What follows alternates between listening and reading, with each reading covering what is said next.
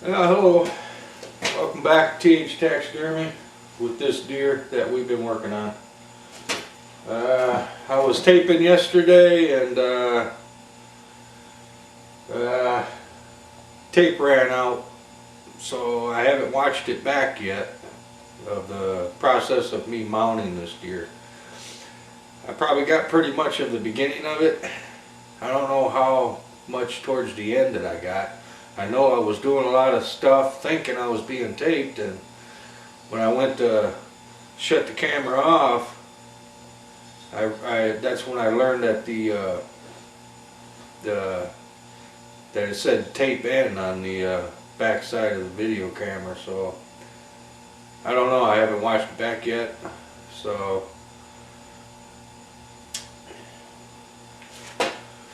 we'll see. Hopefully I got everything that you would need to learn something on. So, but this is him. He's been mounted. Got the mouthpiece, that Fleeman insert mouthpiece that was installed. All the lips around here were glued, super glued, except for the bottom lip. I did super glue the lip skin tucked underneath there. I did do that, but this here is high paste. On top is high paste, and the nostrils high paste. And hopefully you seen me do this whole muscle detail building around the antlers and the ears. You know, building the ear butts with clay right onto the mannequin instead of, you know, just taking a wad and shoving it in the earbud skin. That's how I always did it, but I just tried something different this time, and I kind of liked it because I can take it and shove it right in there, and I got good muscle detail the way it's supposed to be. So, but what we're going to do today is we're going to go over this deer, check for any air bubbles, check for any drumming anywhere. Like I said, I only got 2 pins in this mount, and it's a T-pin in the corner of front corner of each eye. I don't have any pins here, here, here, all the way around the eye. No pins around there, and none around the no pins or braids or nails or anything around the antler burr. Okay, I'm depending on the thin skin that I got there, and I'm depending on my antler burr and my epoxy scope. I've been doing that for quite a time now, for a good long time, and I've not had a problem with any of that skin pulling away from that antler burr. And I know that's a big problem. It used to be a big problem for me, but not no more. Ever since I've been using that epoxy scope around that antler burr and tucking that skin in between the epoxy scope and the antler burr, I ain't had a problem. And of course, keep, you know, thin that skin real good around there. Anywhere areas you need to tuck that thin skin real thin, the better off you're going to be, and a better quality mount that you're going to produce. So, okay, well, we're going to go ahead and check everything.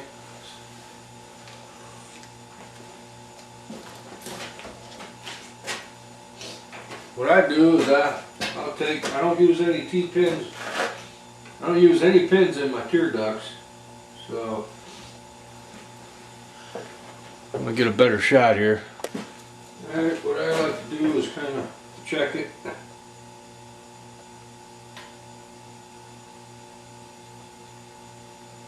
That seems to be staying put. That tear duct there. Alright. Let's see how much play I got with this.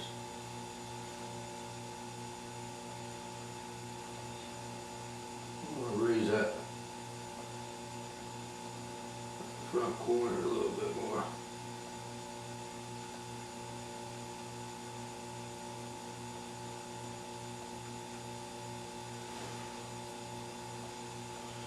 I want that same appearance on both sides there.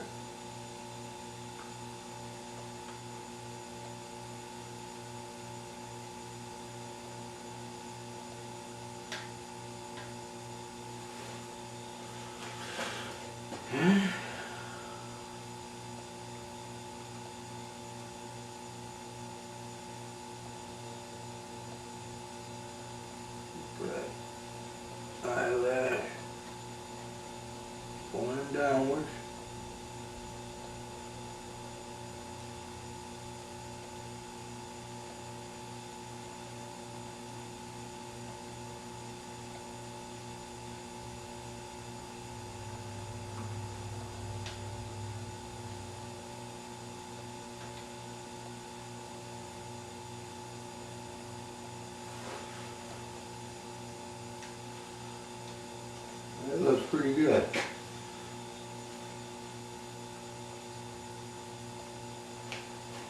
I just think an eyelash shouldn't have to be, 45 degrees automatically. I mean, I think as long as the eyelashes is somewhat on an angle, that protects the eye. So, do the same thing over here. Just kind of helps it tuck it.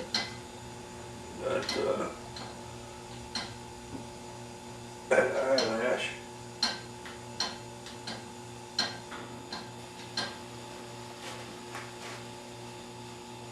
That looks good. Bottom skin is looking good. It's up against the glass. Press that skin up on that glass.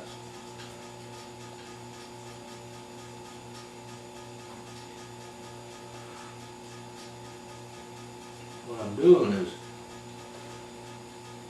I'm pressing that skin up against that glass eye here.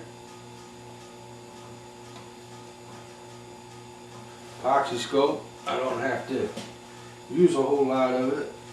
I don't want a big gap in between there. I mean, you're going to get some between that skin and that glass eye because it's going to pull away by the time it's fully dry, it'll pull away somewhat. And this right here, coming in and doing this every couple hours, checking it, will help you get a good result out of that eye.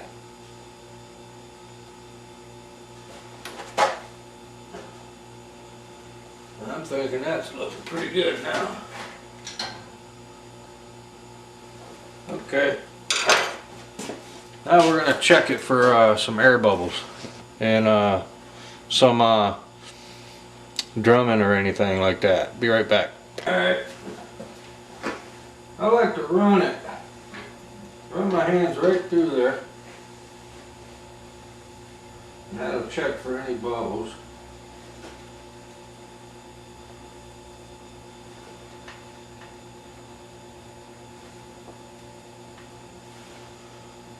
Man, I don't feel anything.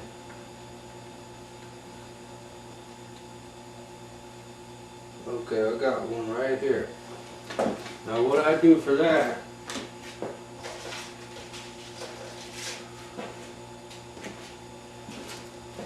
I just take one of these, just a syringe. Stick that right in there and suck that air right out. Good one. Got that air bubble out.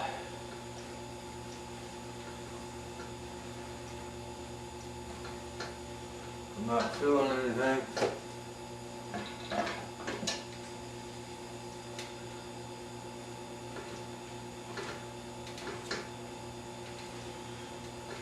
Like I said before, I'm not a big fan of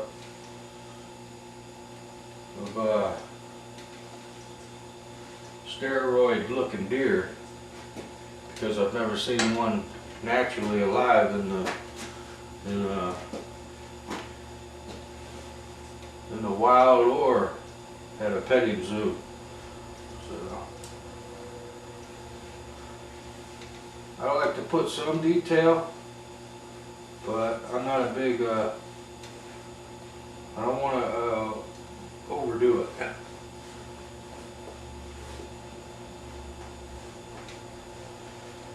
This deer didn't have much of a white patch, but it's my personal deer and I'm proud of him. That's the biggest buck I ever got.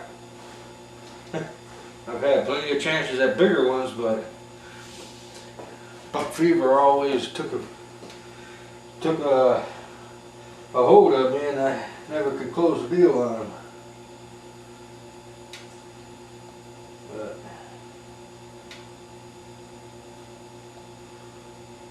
But Funny story is on this deer, I thought it was a doe because the background that I got where I hunt back there, I got them tall, like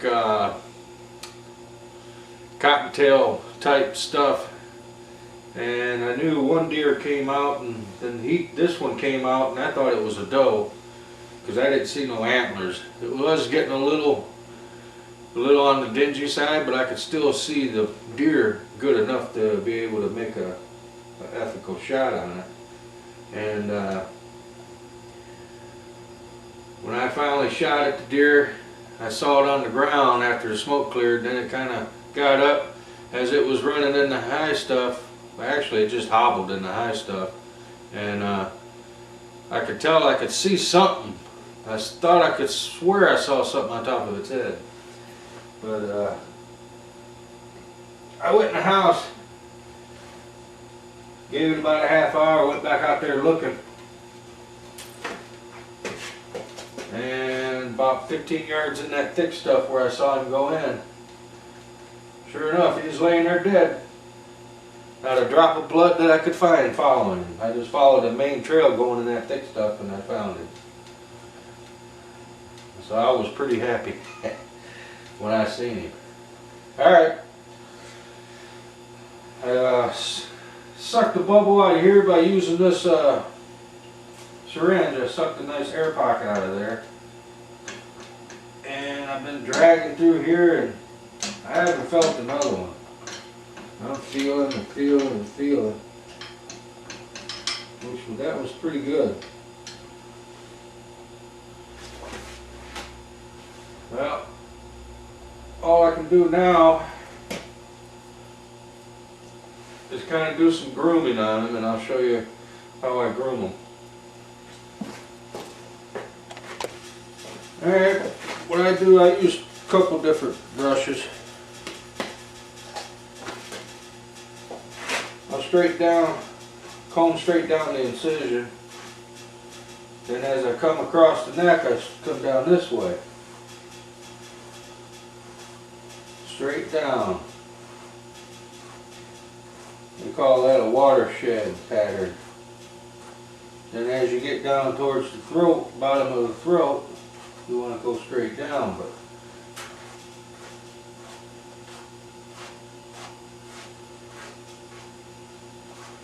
when I first started doing taxidermy, I'd take this and, straight back, slick it back. But later on I learned it goes downward. It sheds water like, it just follows that grain of that hair, the water does, and right off. You're like putting a PCV tube down and water coming down on it. One thing it's going to do, it's going to run off each side of that tube. And that's what this does. It takes that water with that grain of hair right down. Now, if it was straight back, it would just lay there and absorb right into the skin. So this deer here normally goes down too, straight down the face. But let me tell you, something on this deer, I don't know what it is. That hair just sticks up here and there.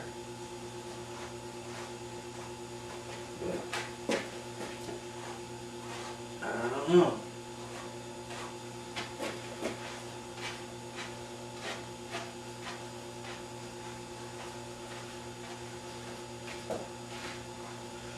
Do that watershed here.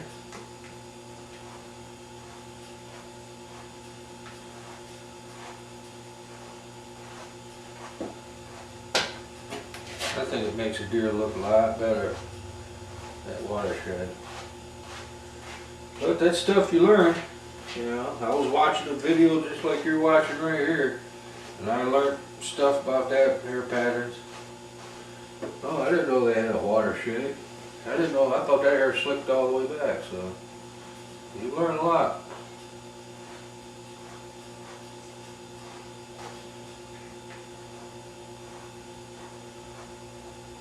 I make these videos for people that are just getting into it. This ain't for people that's been into it and knows and has learned a lot past what I'm showing in my videos, but they're for beginners. You know, it kind of shows them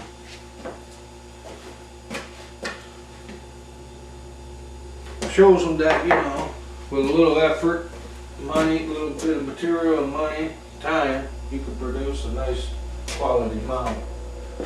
I'm looking for my other brush. Here we go. What I'm going to do here is, they got a unique pattern up here up on their forehead. Some people call them their toupees. That'll go right over that eye guard. Same thing up here. This really makes a deer mount look real nice. And then they have a straight across upwards like that. And then that will do it there. I like to come down and do some facial grooming. You can get close up around the eyes. Do some good stuff here.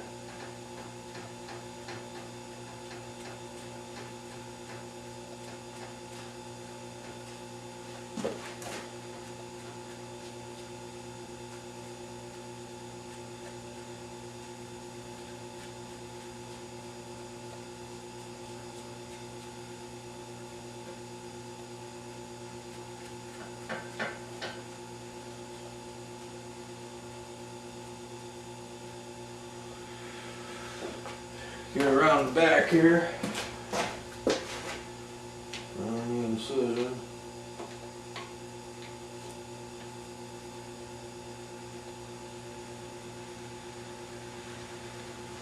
Alright.